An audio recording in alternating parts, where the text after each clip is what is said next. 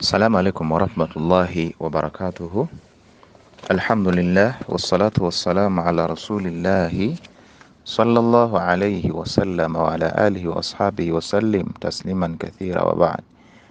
Allah tumwebaza nanyini matenda amajjuvu omukuumi waffe mungabirizi waffe era nanyini kubanga atukuuma n'okutwanguyiza mu nsonga ez'enjawulo. Tumusaba okusaasirako n'emirembe ery'omubaka Muhammad sallallahu alaihi wasallam n'eri abo baatukulembera mu bukkiriza. Tusaba Allah abasiime, Allahumma amin. Omusomo gwaffe ogwaleero amannya Umaru Sulaiman Kasule nga bulijjo okukutwala mu erimu eyitibwa al-miraathi, obusika. N'obusika bwe tusoma bwe busika obw'eddiini yaffe Busiraamu. Omusomo gwaffe ogwaleero gugenda kukwatagana ku kiyitibwa ijhaadu waladu zina.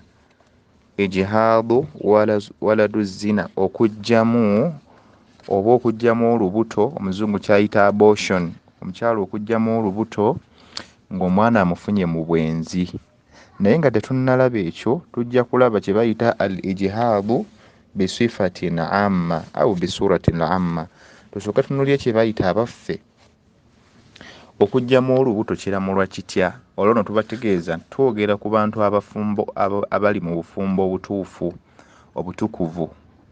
Ekintu ekyo kiramulwa kitya ku muntu okujjamu olubuto?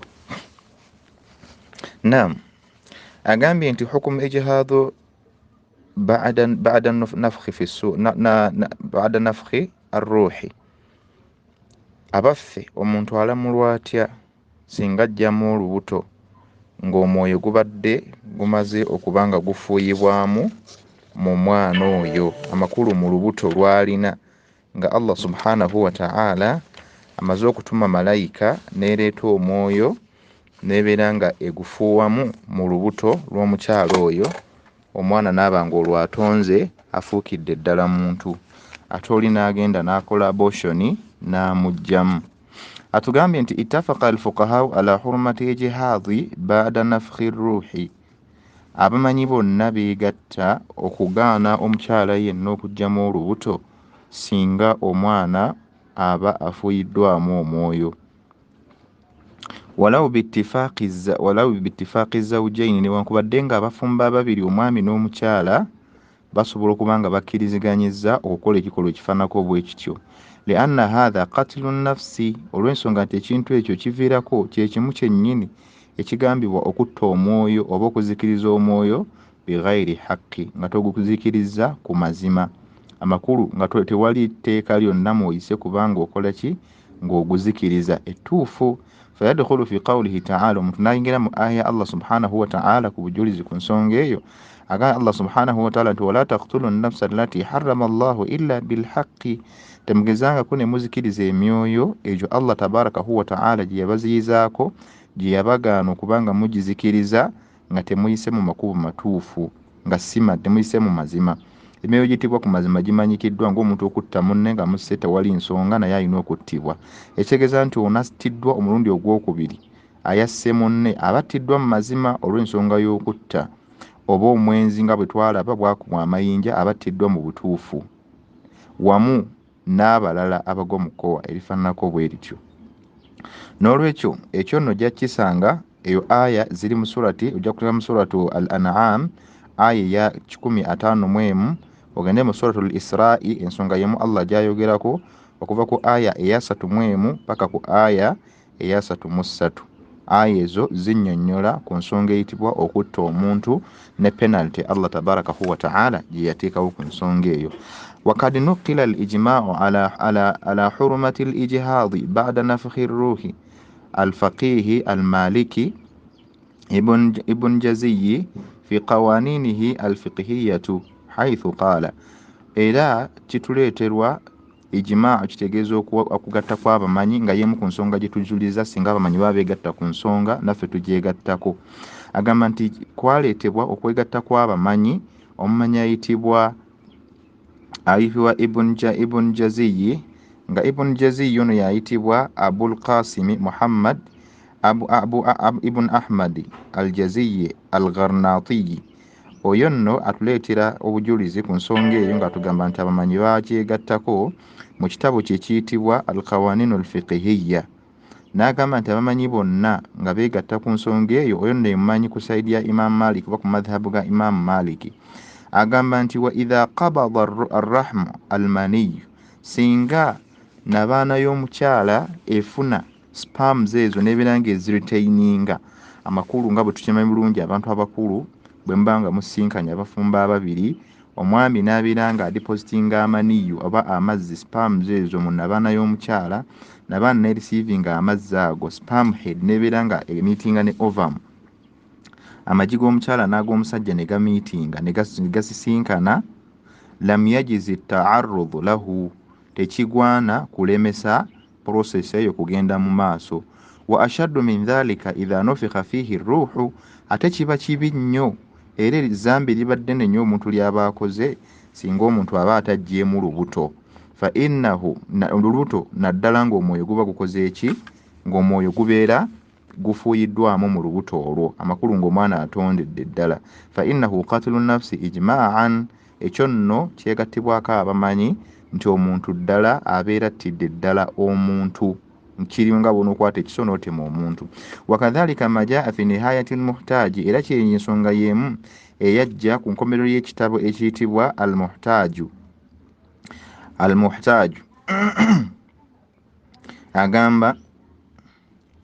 agamba nti wayuqawi at-tahrimu fima qaruba min zamani nafkhi li'annahu jarimatun.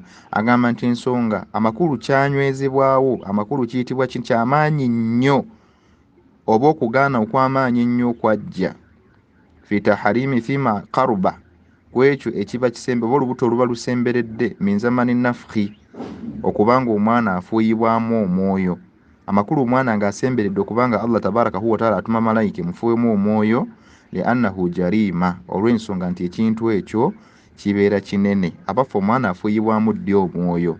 Hadithi esangibwa mu bitabo bingi byojjo gisangamu, gamba nga mu sahihi Bukhari ojja kisangayo, mu sahihi Muslim ojja kisangayo, mu sunani Abi Dawuda ojja gisangayo, sunanu Tirmidhi jeri, sunanu Ibn Majah jeri, sunanu Darimiyu nayo ojja gisangayo, n'ebitabo bya hadithi birala bingi nga Allah subhanahu nga Nabbi sallallahu alayhi wa sallama atunnyonnyola.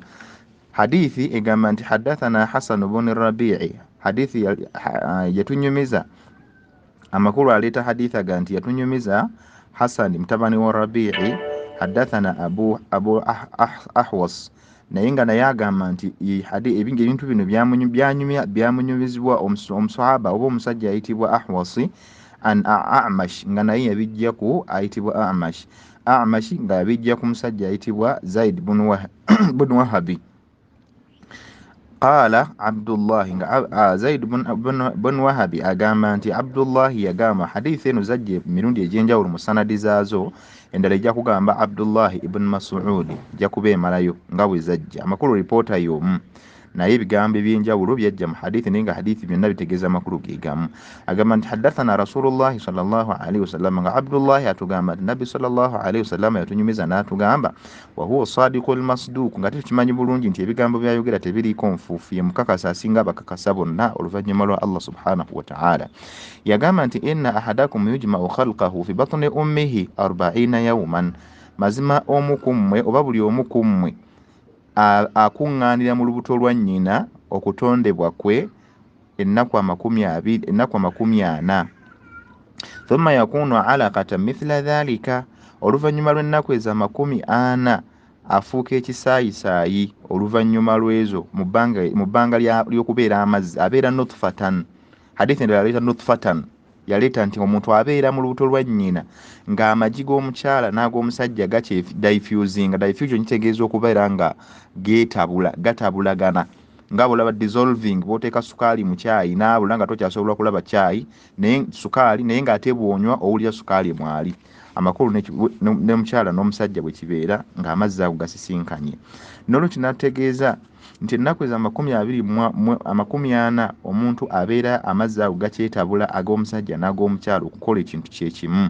N'olwekyo oluvannyuma lw'ekyo ennaku eza 40 omuntu n'abeera ng'afuuka kye bayita ekisaayisaayi. Kyava agambye Nabbi sallallahu alaihi wasallam thumma yakunu alaqata mithla dhalika, afuuka ekisaayisaayi mu nnaku endala 40 thumma yakunu mudghatan mithla dhalika, oluvannyuma n'afuuka ekinyamanyama mu nnaku era ze zimu. Muntegedde bulungi? Thumma yab'athu Allahu malakan fayu'maru bi arba'in, oluvannyuma Allah tabaraka huwa ta'ala n'asindika malayika, omuntu oyo n'abeera nga alagibwa oba awandiikibwako ebintu bina, awandiikibwako ebigambo bina. Fayuqaalu, malayika eyo Allah subhanahu wa ta'ala gy'aba atumye agiragira, iktubu amalahu, muwandiikeko emirimu gye gy'anaakola, emirungi oba emibi. Wa rizquhu, muwandiikeko ne riziki ye gy'anaalya mu nsi muno. Wa ajaluhu, n'ebbanga ly'anaamalamu. Wa shaqiyun am sa'idu, era tekomoko malayika n'ekuwandiikako nze naawe omuntu oyo anaabeera muntu mulungi, amakulu anaabeera muntu tumuyitaani omuntu wa shaqiyun am sa'idu, abafe omuntu oyo anaabeera mwonoonefu oba anaabeera mulongoofu.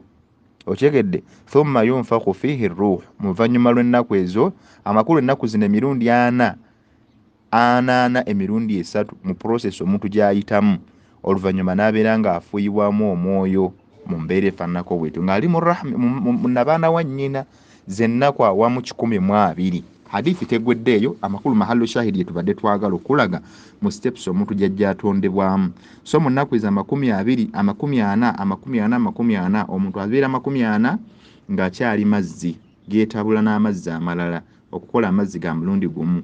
Oluvannyuma ennaku 40 amalala n'abeera ng'afuuka ekisaayisaayi, afuuka ekisaayisaayi mu lubuto lwa nnyina. N'oluvannyuma lw'ennaku 40 amakulu olunaku 8 eziba ziyise n'alyoka afuuka ekinyamanyama. Ekinyamanyama ekyo nekitandika okujja nga kitonda, ne batondako emikono, amaaso, mu mbeera yonna nga Allah bwe yannyonnyola ne mu Qur'an, ojja gisanga mu surati al-Mu'minuuna ng'abinnyonnyola, wamu ne mu surati an-Nur era Allah subhanahu wa ta'ala agenda abinnyonnyola. N'olwekyo wastathna min dhalika min hadha al-hukm halata ad-darura, bwe tutunuulira embeera eyo enijjeno tugambye tekikkirizibwa mukyala kujja mu lubuto kubanga abeera nga sse, naddala omukyala ajjamu olubuto ng'omwana atuuse, omwana afuuyiddwamu omwoyo oluvannyuma lw'ennaku 12. Agambye gy'emyezi 4 mbagirawo. N'agamba nti wastathna min dhalika hukmu halati ad-darura, ekyo nno ne kiba nga kijjibwamu, omuntu ajjibwamu ali omu yekka mu mbeera y'okubeera nti omuntu ajjemu olubuto nga waliwo ensonga enkulu ennyo etunuulirwa.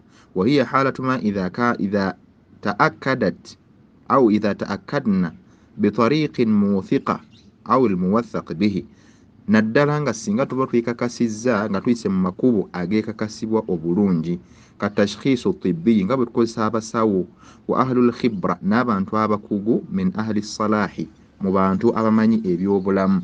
Wa anna fi baqa'i al-janin mawt al-ummi, anna fi baqa'i al-janin mawt al-ummi, singa tukyesangibwa nga tuyise mu bakugu b'ebyobulamu ne batugamba nti ddala Allah bw'aba ageze omwana ono okusigalawo kwe mu lubuto lwa nnyina agenda kufa.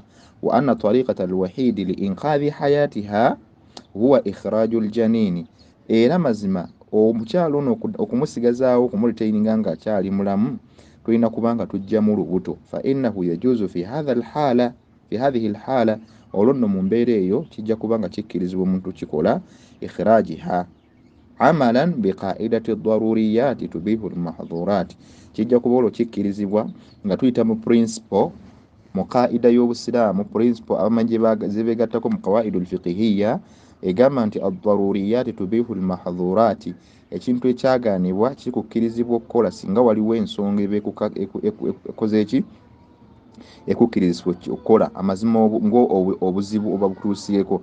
Wa qaida ne principle endala era gye tugoberera ad-dararu al-ashaddu mazima ddala obuzibu obunene obuba butuuse ku muntu yuzaalu bidarar akhafu busobola okubeera nga buggyibwawo ng'ate tukola nga tuyita mu buzibu obutono. Amakulu okukoleza ezzambi eddene omuntu lyalibadde akola asobola okubeera nga alijjawo n'okukola ezzambi ettono. Amakulu ezzambi lisobola okugjawo ezzambi. N'agamba nti wala yazaalu fi mauti ljanini akhafu min mauti lummi. N'agamba nti wala nizaalu tewaliiwo kwawukana wakati w'abamanyi wadde okuyombagana wadde okubeera nga baddiŋŋanya ebigambo ng'oli adda azaayo munne mu mbeera y'okubeera nti maama oba olubuto lusobola okuggyibwamu mu mbeera y'okubeera nga tutaasa maama obulamu bwe. Lianna al umma aslu ljanini, olw'ensonga nti maama y'ensibuko y'olubuto oba ntegeera maama olubuto kwe luyimiridde. Wa hayatiha thabitatun biyaqini, ate nga tukikakasa nti ye maama olwedde tumulabako ye mulamu waali. Wa hayatul janini muhtamila, wabula ate obulamu bw'omwana bwo tububalira ku maama oba ntegeereka bulungi. Wali anna fi mauti lummi mauti ljanini, kubanga singa maama afa era bukakasa nti n'omwana abeera afudde kubanga obulamu bwe bwekutte ku bwa maama. N'olwekyo wa fi isqaati ljanini hayati lummi, kubanga mu kubeera nti ate tuggyemu omwana oba olubuto nga luggiddwamu maama olwedde ye aba aseevingiddwa, aba asigadde mulamu. Eyo y'ensonga esooka. Katugende tulabe nti ku hukumu ejihadi qabla nafkhi ruuhi, eri gye tulabye okulamula kw'omukyala ajjemu olubuto ng'omwoyo olwedde gufuuyiddwamu. Amakulu omukyala ajjemu olubuto oluwezezza emyezi 4. Tugenda kulaba ennamula y'omukyala ajjamu olubuto nga terunnaweza myezi 4, amakulu luli myezi 3 n'okudda wansi. Agambye nti ikhtalafa alfuqahau fi hukumi lijihadi qabla nafkhi ruuhi fi ljanin. Abamanyi baayawukana mu nnamula y'omwana gwe bajjeemu nga tannaba kubeera ng'afuuyibwamu omwoyo, amakulu olubuto olutannaweza myezi 4 n'okudda wansi. Ayi qabla an yakuna 120 yawman, omwana nga tannaweza nnaku 120 mu lubuto lw'omukyala. Ennamula esooka katugijje ku sayidi ya Abu Hanifa, ya Imam Abu Hanifa batugamba batya? Fa inda alhanafiya fi rajihi fi madhhabihim annahum yubihuna isqati aljanini qabla nafkhi ruuhi. Ku sayidi ya Imam Abu Hanifa bo ekigambo ekituufu kye beekwatako bagamba nti kikkirizibwa omuntu okubeera nga ajjamu olubuto naddala singa olubuto luba terunnaba kubanga luweza emyezi 4. Faqala sahibu lbadai'i, ayogera nannyini kitabo ekiyitibwa badai'i ye Imam al-Kasani mu badai'i sanai'i omujalladu ogw'omusanvu safha ya 326. Ayogera n'agamba nti wa illam yastabanna bwe tubeera nga tukakasa ddala nti butuufu tetunnafunawo bubonero bwonna butulaga mukyalo ono nti ddala omwana ono ng'omukyala tukimanyi bulungi ow'olubuto kwe kubanga olubuto oluvuddeyo buli omu alulaba. Singa tukakasa nti olubuto terunnaba kuvaayo shay'un, kintu kyonna tekinaba kubanga kirabika min khalqihi, mu kutondebwa kw'omwana oyo, fala shay'un fihi, tewaliiwo kintu kyonna, tewaliwo okuvunaanibwa kwonna, li annahu laisa bijanini, oyo aba tannabalibwa kubeera nti mwana. N'agamba nti wayaqulu ibn abidina, ate ayogera omumanyi ayitibwa ibn abidina ye ayogera n'agamba, ibn abidina ayogera mu kitabo ekibata raddu lmuhtaaru ala durari lmukhtaari, ekitabo ekiyitibwa raddu lmuhtaaru ala durari lmukhtaari, omujalladu ogwokuna safha ya 336. ayogera ng'agamba n'agamba nti yubahu isqati alwalad qabla 4 ashhuri ma lam yatakhallaq minhu shay'un. Agamba nti kikkirizibwa omwana okubeera nga ajjibwamu oba omukyala okugjamu olubuto naddala nga terunnaweza myezi 4 ng'omwana oyo tannaba kubanga atondebwa. Amakulu myezi gino egya wansi omwana aba tannaba kubanga atondebwa. Fala shay'un alayhi, n'olwekyo ku nsonga eyo walan yakuna dhalika illa ba'da 120 yawman, tewaliwo omuntu oyo kyavunaanibwa omukyalo oyo abeera ajjemu olubuto kubanga ebbanga ly'omuntu okubeera nga atondebwa lirina kubanga ziweze ennaku 120. Waqala sahibu albinaya, ayogera nannyini kitabo ekiyitibwa albinaya, oyo nno al-Ainiyi mumanyi ayitibwa al-Ainiyi mu kitabu ekiyitibwa albinayatu fi sharhi al-hidaya, albinaya fi sharhi al-hidaya omujalladu ogw'12 safha 281. ayogera n'agamba ebigambo bino n'agamba nti la yajuzu ta'arrudu liljanini idha stabana ba'dhu khalqihi, tekikkirizibwa muntu yenna kubeera nga ajjamu olubuto naddala singa obubonero obukakasa nti olubuto ddala mweruli oba omwana akakasibwa nti mwali, tekikkirizibwa muntu kubeera nga alujjamu. fa idha tamayyaza anil alaqati, singa omwana aba avudde mu mbeera y'okubeera nti avudde mu mbeera y'ekisaayisaayi, anil alaqati waddamu asbaha nafsan, amakulu singa avudde mu mbeera al-alaqati ekinyamanyama n'omusaayi ebisaayisaayi, avudde mu stage y'ekisaayisaayi olwo okubeera stage y'ekisaayisaayi bwe kubeera nti omwana ayina ki ennaku 20 olwabeera mu nnaku 8 ziba ennaku 8, ate wala alaqati ekinyamanyama kwe kubeera nti olubuto oluba luwezezza ennaku 10 emmeka. Alaka tugambye nti mu mbeera y'okubeera diffusion etwala ennaku 4, then ekisaayisaayi ennaku 4, ennaku ezo 8, then wala alaqati n'okubeera ekinyamanyama z'ennaku era kimeka, ennaku 12 olwo. N'agamba nti singa kiba kyeyolese nti ddala ennaku ezo abeera aziwezezza ng'afuuse omwoyo ddala, olwo takkirizibwa kugibwamu. Amma idha lam yastabanna, naye ezo ennaku ezo zibanga tezinnatuuka shay'un min khalqi, amakulu bo balaba nti omuntu bw'aba tannatuuka ku stage ey'okusatu aba tabalibwa nti muntu, aba tannafuuka kintu kyonna. Fala shay'un alaiha, omukyalo oyo olwo aba talina kyavunaanibwa.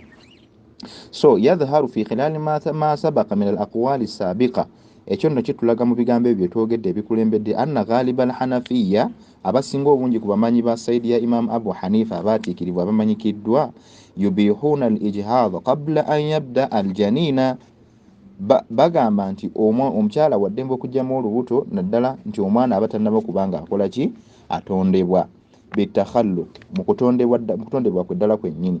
fa idha akhadha al-janinu bitakhalluq fala yajuzu ta'arrudu lahu biduni udhurin, n'olwekyo singa omukyala abeera ng'omwana awezezza ebbanga ery'okutondebwa kweza ennaku 20, olwo aba tasaana kubeera nga aggyibwamu okuggyako nga waliwo ensonga ennywevu nga gye twalabye ng'esobola okuviirako maama okufa olw'omwana ono mu lubuto.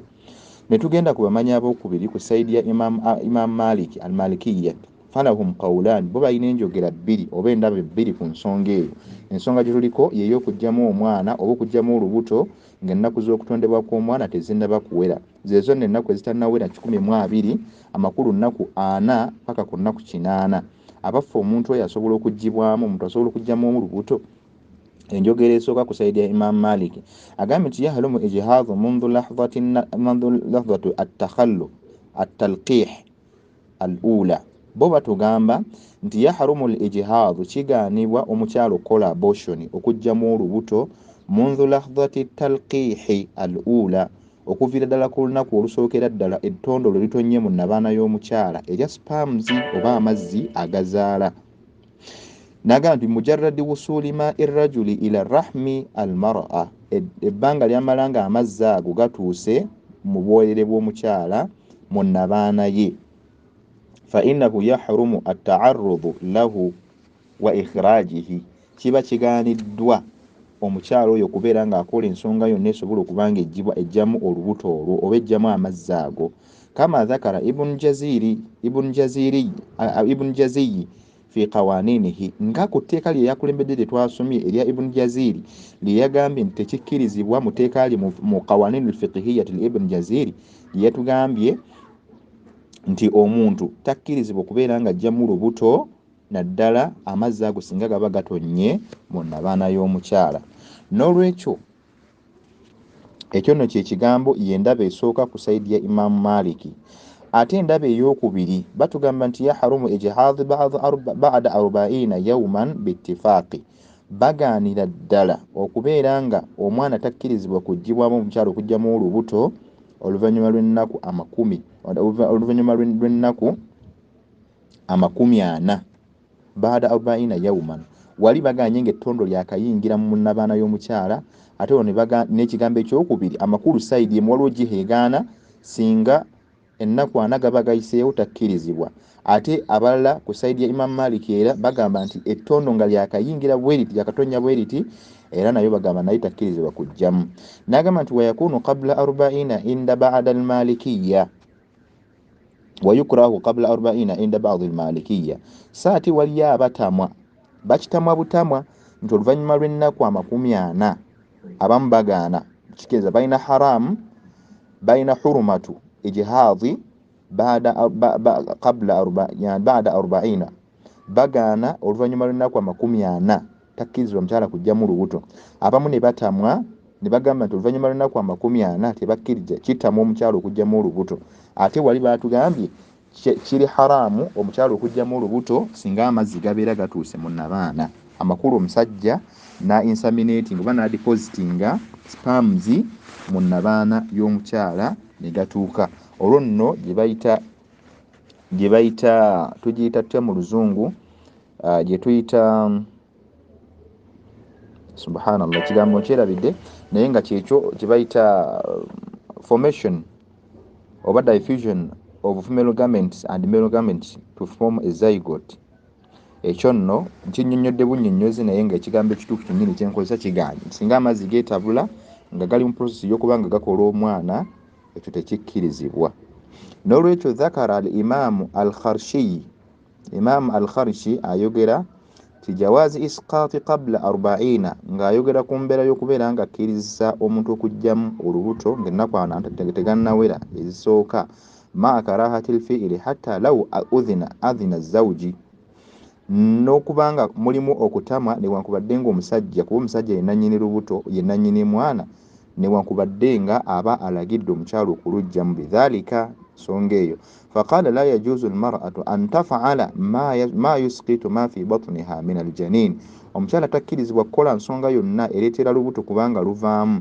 Wakadhalika la yajuzu zawju fi'lu dhalika, nawe ekito n'omusajja takkirizibwa kubanga alagira mukyala ku mbeera efaananako bw'etyo. Omukyala okumira pills oba okugwera najjamu oba okukola abortion byonna byasobola okukola.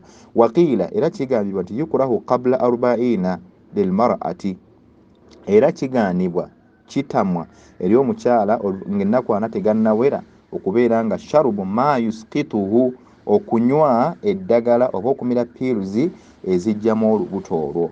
N'agamba nti irradiya zawju bidhalika, newankubadde ng'omusajja abeera akikoze atya akikkiriza. Ono nno omusajja ayitibwa oba omumanyi Imam al-Kharshi ye Abu Abdullah Muhammad al-Kharshi ng'akyogera mu kitabo ekiyitibwa Sharh al-Kharshi limukhtasaru al-Khalili. Agamba mu kitabo ekyo ebigambo ebyo mwabinnyonnyola. Eyo nno ye ndaba ku sayidi ya Imam Maliki. Bwe tugenda ku sayidi ya Imam Ash-Shafi'i rahmatullahi alayhi, ku sayidi ye n'abagoberezi bagamba batya? Batugamba ekigambo ekisooka balina enjogera nabo bbiri. Agamba ekigambo ekisooka al-isqaatu qabla nafkhi ruuhi, okubeera nga nti yajuzu al-isqaatu qabla nafkhi ruuhi, bagamba era bakkiriza ti omuntu asobola okujjamu olubuto nga etannaba omwana kubanga atondebwa kufuuyibwamu mwoyo.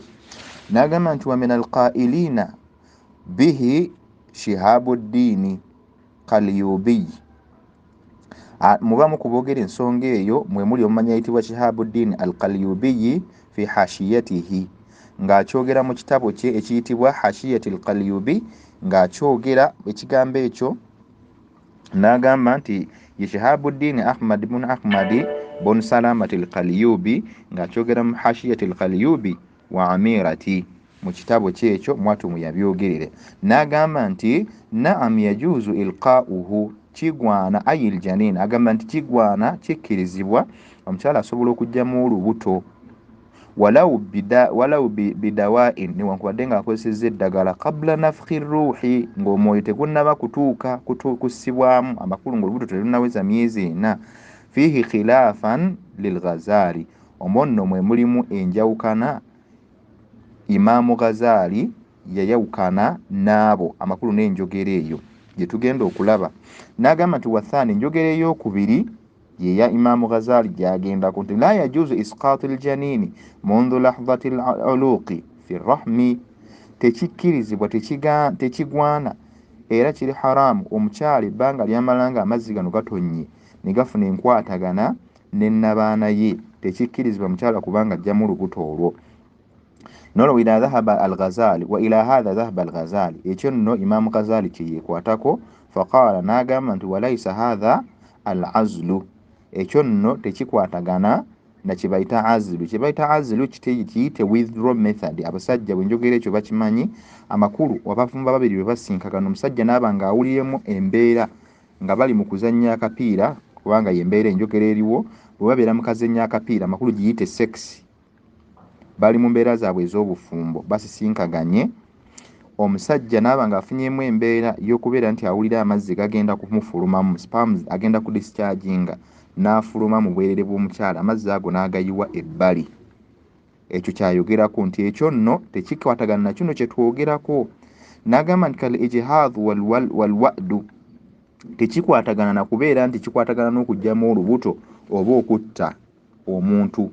N'agamba li anna dhalika jinayatun, olw'ensonga nti okugyamu olubuto n'okutta omuntu byonna bijinaya kuba kubeera nti omuntu akoze ezambi eryetaagako okubeera nti alina penalty gy'alina okutuuka omutango oba ddiya ala mawujudi hasilin, ku ekyo ekifuniddwa amakulu ng'ekyo ekiriwo olwaleero kye tufuna mu mbeera abantu ze beeyisaamu. Walahu aidan maratib, naye ateera kimu amadaala oba steps gye kitambuliramu. Wa awal marutaba maratib alwujudi, olw'ensonga nti mu nsonga ezisookera ddala eziraga okuteekebwawo kw'omuntu mu nsi muno, antaka annutfata fi rahmin, kwe kubeera nga amazzi gatonnye oba sperms zigenze ne zimiitinga ne ejji ly'omukyala, watakhtalitu bimaai lmar'a, ne bibeera nga bitandise amazzi g'omukyala n'ag'omusajja gatandise gabeera nga geetabula gakola ekintabule gafune solution emu. N'agamba nti watastaiddu liqabuli lhayati, ne bibeera nga mu ntandikwa eyo etandise formation eyo kibeera kyeteekerateekera okuba nga kifuuka ekiramu. Wa ifsaadi dhalika jinayatun, n'okubeera nga omuntu ayonoona process eyo abeera nga alumbaganye omuntu yennyini. N'agamba nti fa in sarat mudghatan, ate bwe kibeera nga tekifuuse ekinyama, wa alaqatan, nekifuuka bwekiba nga process kifuuse ekisaayisaayi ate nekifuuse ekinyama, nekifuuka ekinyama, kanat jinayatul afshahi, ate kibeera zambi ddene nnyo, kubeera kulumbagana okunene nnyo, amakulu ezambi lyabakoze liba zzito, oyo abaggyemu olubuto olwo. Wa in nufikha fihi ruh, ate singa kikeesa enkya ng'omuntu oyo aba afuuyiddwamu omwoyo, amakulu ng'awezezza emyezi 4, avudde ku nnaku 8 n'agenda mu myezi 4, n'ogamba nti nekifuuka alkhilqa, mu butonde oba mu kutondebwa. N'agamba nti izdadati tafahushan, kibeera kisembere, amakulu obwononefu buba bugendedde, ezambi eryo obuzito bwali ate buba bugenze ku ddala lya waggulu obw'okugyamu olubuto olyo. Nolotyo wamuntahi atafahush, n'ekimaliriza ekyo ogenda okumaliriza okukola ezambi eryo fil jinaya, ng'olumbaganye omwoyo ogusse, baada al infisali lhayati, oluvannyuma lw'okubeera nga ogujje mu bulamu bwagwo. Ebyo nabyogedde ye Imaamu Ghazali gwe tumanyi obulungi ayitibwa Abu Hamid Muhammad bon Muhammad al-Ghazali, mu kitabu kye kitibwa Ihya'u Ulumuddin, bw'atyo ebigambo ebyo bwe yabyogera, anaaba byagala mu byo bisanga. Wa fi hashiyati